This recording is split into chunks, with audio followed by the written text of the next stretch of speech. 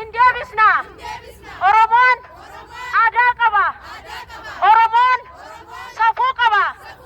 Haadha Siinqee abbaa gadaa kabajaa malee roorroo ofirraa deebisuu hin dandeessi.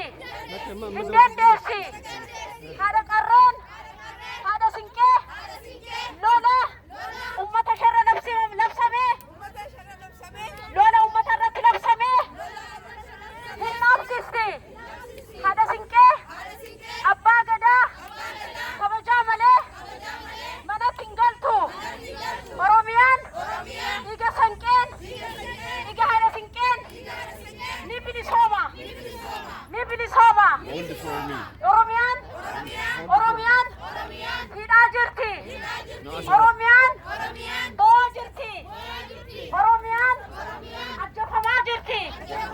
Oromiyaan saamamaa jirti. Oromiyaan aadaa ishee safuu ishee cabeera.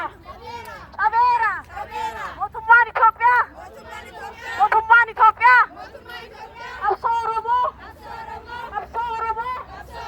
gara booddee deebisuu hin danda'u. Aadaa keenyaan bulla.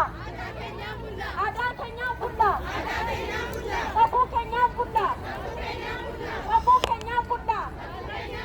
Aadaa guddifachaa hin fudhannu. Aadaa habashaa hin fudhannu. Amantii habashaa hin fudhannu. Oromoon safuu aadaa kan ofiisaa danda'e qaba. Aadaan keenya nuuf haa kabajamu.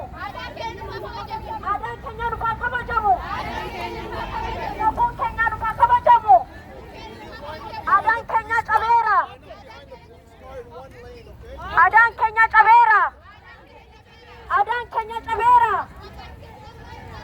keenya cabeera.